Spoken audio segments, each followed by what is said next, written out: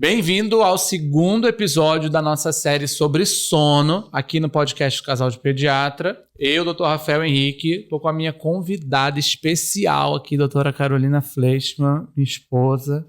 E Carol tem uma trajetória longa aí de consulta de sono, estudiosa sobre o assunto, tem ajudado famílias a dormirem bem, tanto os bebês, as crianças, e isso respinga até para os adultos. Principalmente as mães. Então, nossa conversa de hoje é sobre sonecas e janela de sono.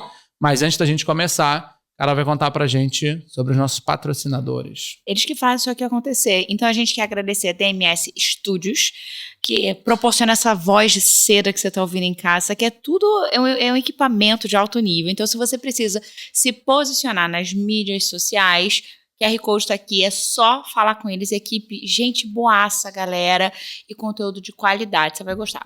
A gente também queria agradecer a escola Treehouse, aqui no Rio de Janeiro, Zona Oeste, uma escola cristã, princípios, se chama Abordagem Educacional por Princípios, e a gente vai ter um episódio só sobre isso, porque a gente, como pediatra que faz mestrado de neurologia, é apaixonado pela metodologia bilíngue. Então, se você quiser conhecer a metodologia da escola, QR Code aqui também no canto da tela. E a gente não pode deixar de falar do nosso xodó de vida, Espaço Sol, onde a gente atende com a nossa equipe multidisciplinar maravilhosa, galera humanizada, alto padrão, atualizada, melhor secretária do Brasil, minha mãe. Então, se você precisa de cuidar da saúde do seu filho, presencial ou online, QR Code aqui na tela. Bora começar?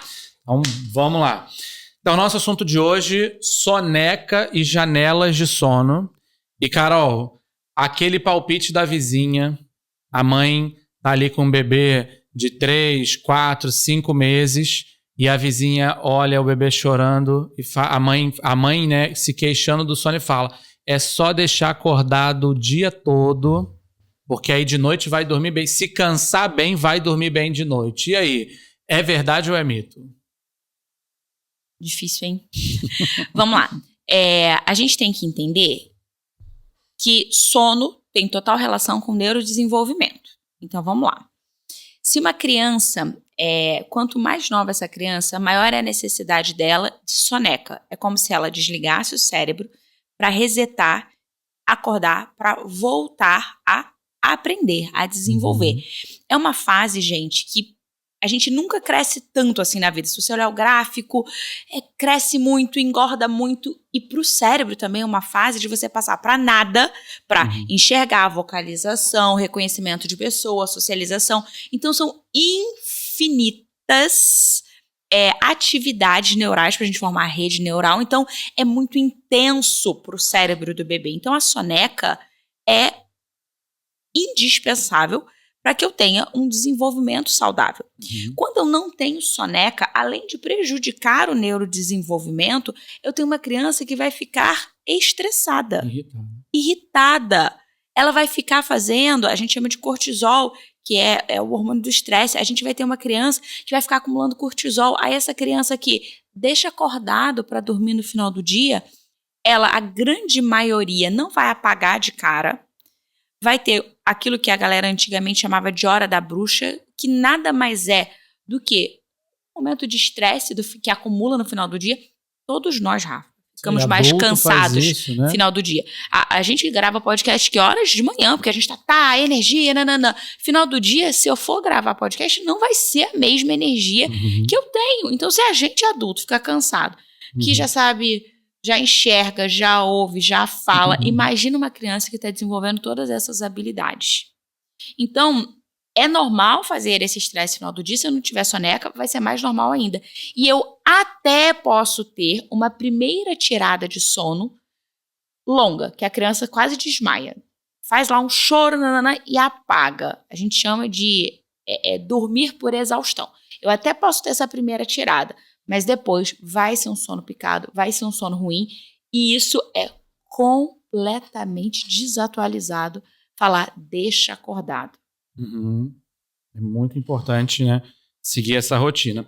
E aí, pensando também na consulta de sono, quando você está de frente para a família, a gente sabe que existe esse termo de janela de sono, e que essa janela de sono ela muda ao longo dos meses do desenvolvimento da criança.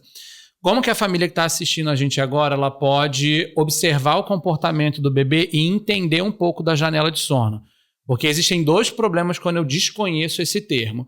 Ou eu tento botar meu bebê para dormir antes da janela terminar, e aí eu tenho uma criança animada, agitada, e a rotina de sono vira uma bagunça. Ou eu passo o tempo da janela e agora eu tenho uma criança irritada que também não vai dormir. Então, como é que a família briga pra vai dormir, reconhecer isso? Então, vamos lá. Eu acho que a primeira coisa é entender o seguinte. Não se guiar pelo relógio. Ótimo. A janela de sono, ela é mais ou menos um parâmetro. E aí, se a gente voltar à pergunta anterior, tá, então quanto mais novo é o meu bebê, mais difícil é para aquele cérebro todo o processo de desenvolvimento. Então, mais curto é o tempo que esse bebê fica acordado. Menor é o intervalo que ele fica acordado. Conforme ele vai envelhecendo, ele vai esticando esse tempo. Beleza? Beleza. Então, a gente entendeu isso aí. Quando a gente parte desse princípio, em vez de usar a janela como um tempo específico, a janela vai ser guiada para mim a partir de sinal de sono. Uhum. E eu adoro sinal de sono. Uhum. Porque sinal de sono, como a associação de sono, que a gente falou no podcast anterior, se você não viu, assista, que tá muito legal, são infinitos. Infinitos. Desde a mãe que chega na consulta de sono e fala assim, doutora, acho que também meu filho tem um problema no ouvido, aí, doutora é pediatra, né? Por quê? O sinal de sono da criança é tentar arrancar a orelha, enfiar o dedo na orelha, a criança que enfia o dedo no nariz. Puxar o cabelo. Arrancar o cabelo. Uhum. A criança, os clássicos, que é olhar para além. Tem criança que fica com sobrancelha vermelha. Nosso filho, segundo filho, ele fazia assim. Bagunçava o cabelo todo. Tem o bocejar, né? Que é super tem o bocejar, comum. que também é comum. Mas cada criança vai ter o seu sinal de sono. E aí é que tem uma falha. O do meu filho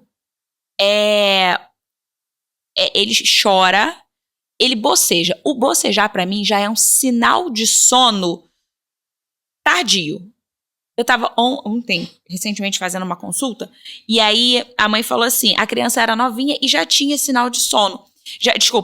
A mãe já conseguia perceber o bocejar, o ficar irritadinho. Uhum. E aí o que eu expliquei para ela é que com 2 meses, você ainda não enxerga o sinal de sono do seu filho.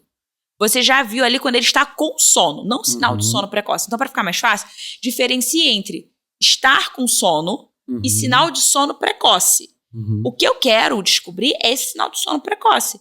Porque, e aí, esse é bem legal, voltando para a história da vizinha, porque o sinal de sono precoce é aquele que a abençoada da tia-avó, a vizinha, alguém enviado vai falar assim, você é maluca, que mãe maluca, tá brincando toda felizinha. E aí, só porque a criança fez o sinal, sei lá, mãe, eu vou pegar para desacelerar, para colocar para dormir. Então, cuidado com o que você acha que é sinal de sono, e não é mais um sinal de sono precoce, porque quando eu consigo descobrir isso, isso muda tudo, porque mais difícil do que sono noturno é ajustar a soneca. E toda família não, a grande maioria chega para consulta de sono assim, inúmeros despertares de noite. Só que muitas vezes eu preciso ajustar a soneca, porque é um ciclo de 24 horas, gente. Eu não vou arrumar sono noturno sem ter arrumado sono diurno. E muitas vezes, quando ajusta a soneca, o sono noturno já vai melhorando automaticamente. E é por isso que a consulta de sono, eu faço 20 dias de acompanhamento pós, Rafa. Porque às vezes eu ajusto só a soneca e eu não vou mexer mais nada de noite. E aí aquela mudança já é suficiente para organizar o sono da criança. Então, assim, soneca é difícil sim. Quando a criança faz 3, 4 meses, que está enxergando, que eu falo que já não é mais um recém-nascido, que está percebendo o mundo, vai brigar para dormir sim. Então, o que a gente vai usar é entender esse sinal de sono, de tipo assim, cara, ele já está precisando. E como que eu vou ensinar para o cérebro dele? E aí uma coisa importante da janela de sono. Essa janela pode mudar numa mesma idade. Nosso filho segura mais ou menos 3 horinhas acordado. Só que hoje eu fui pro pediatra. Aí a luz, o não sei o quê, estimulou ele pra caramba. Isso cansou mais o cérebro dele e essa janela vai ser mais curta. Então você entende que se eu me basear por relógio eu vou errar? Eu tenho que me basear por sinal de sono? Que é quando o cérebro dele mostra assim, ops, esse menino aqui já tá precisando recuperar o cérebro. E aí, essa última etapa a gente focou muito no bebê pequeno. E agora pensando que muitas vezes a gente recebe, né, pacientes mais velhos, né, de 2, 3 anos, e que também precisam de intervenção. Bem rápido, 2 dicas. Aquela criança chegou da escola, ela está agitada ou ela estava em casa brincando. Como é que é esse ritual para desacelerar em casa? Porque isso tem total ligação com a noite de sono. Então, pensando na criança um pouco maior, que dica que você daria para a família que está assistindo a gente para desacelerar? Tá, vou explicar isso. Me lembra depois de falar de tempo de soneca, que é uma coisa que... Vamos lá. Conforme a criança vai ficando mais velha, essa criança luta mais para fazer soneca. Beleza? Beleza. Então, eu preciso ensinar para o cérebro dessa criança a partir de previsibilidade. Porque virar para essa criança e falar, fulaninho, hora de dormir. Tá no parquinho, né? Tá no parquinho. Hora de dormir, Aí a criança vambora. fez assim, vamos dormir. Isso não vai funcionar. Então, o que eu falo eu brinco do D de dormir, A, B, C, D. Você vai escolher 4 coisas até chegar no D de dormir. Então, a criança fez o sinal de sono, ou a criança azedou, quando você, passou do tempo, enfim. Você vai fazer o A, e aí eu gosto de brincar com os sentidos da criança, tá? Para serem mensagens para o cérebro. Então, o A, eu vou fazer alguma coisa auditiva. A criança fez o sinal de sono, você faz uma musiquinha. A mesma musiquinha, todo santo dia. Hora de dormir, nananã, musiquinha. B, eu fiz algo auditivo, tá? Eu vou fazer agora algo visual. Eu tinha uma paciente que ela fazia as sonecas no mesmo lugar e aí ela tinha um passarinho em cima do interruptor. Aí ela falava, tchau, tchau, passarinho. E a menina olhava o passarinho e desligava. Então, era uma mensagem visual. Auditiva, visual. C, eu posso fazer um de toque. Uma massagem de nariz, de sobrancelha. D, agora é hora de dormir. E eu vou colocar essa criança para dormir. O cérebro dessa criança vai entender... Você entende que são coisinhas relaxantes, que são mensagens sobre dormir? Então, você não vai tirar a criança da alegria que ela tá de fazer uma coisa que tá super estimulando ela, que ela não sabe que ela tá com sono. O cérebro dela que avisou, estamos ficando cansados. E sair o erro mais comum tira do brincar e bota no quarto. Tira do brincar, vai pra varanda e canta musiquinha. Aí dali você já vem pro quarto, mas sem apagar tudo ainda. Então faz A, B, C, D.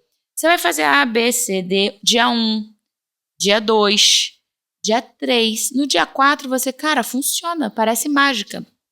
Não é mágica, é circuito neural, porque você criou um caminho no cérebro da criança de, depois de A, B, C, D, dormir. E o que a gente ouve das famílias é que conforme a criança cresce, quando a criança começa a sentir sono, a mãe, doutor, ele já vai lá, pega o livro, que é o livro que eu leio todo dia. Que é um dos itens que você faz com aquela criança. Ou ele já entra no banheiro pedir para tomar banho, porque o banho, quando faz parte da rotina de sono, a criança identificou que está com sono, ela mesma já começa a trilhar as letrinhas, porque ela sabe que depois que eu cumprir tudo, o cérebro dela da criança, eu vou dormir. Menino, tu quer dormir. Sabe que essa história do passarinho, do tchau, tchau, passarinho, os pais ficaram em choque. Doutora, ela chega no quarto e ela fica tchau, tchau, passarinho. Tipo, ela quer dormir. Então, quando você faz isso muito bem estabelecido, isso te ajuda muito. E aí, um ponto importante, que aí já é uma dica, assim, evoluída. Essa história do passarinho é bonitinha, mas quando você viaja, você leva a criança pra casa da avó, você não consegue dar tchau, tchau, passarinho num hotel, que não tem. Então, se você fizer itens que você pode levar com você pra onde você for, esse A, B, C e o item de dormir, ele vai te facilitar. Então, cuidado com itens muito complexos, assim, que estão na sua casa, porque você não consegue replicar.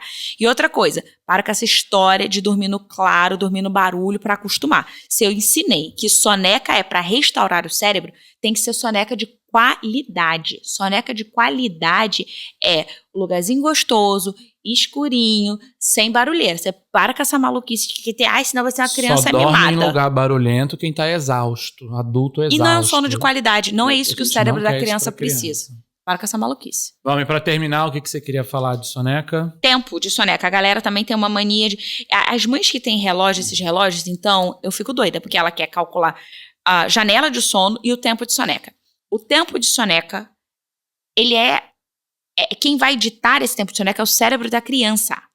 Se a criança dormiu 30 minutos e acordou bem, era o que o cérebro dela O que é acordar precisava. bem? Acordar bem é não acordar chorando, não acordar gritando.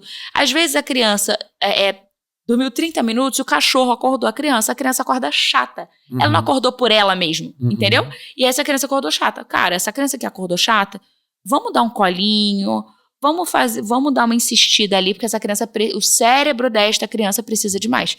Recentemente, nossa sobrinha tá com 1 mês e pouco, e aí foi uma noite caótica que ela ficou com o olho aberto de noite. E aí ela começou a dormir, fez uma soneca de 4 horas, minha cunhada desesperada. Eu falei, deixa, porque ela vai acordar no tempo que o cérebro dela precisar. Quando ela acordou, ela estava maravilhosa, quis mamar, tipo, gente, era o que eu precisava. O cérebro da criança sabe quanto precisa. Então, para de calcular soneca. Obrigado.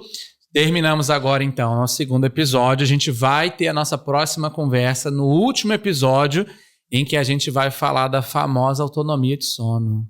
Então, só pedrada, né? Só pedrada. Então, obrigado por ficar com a gente até aqui.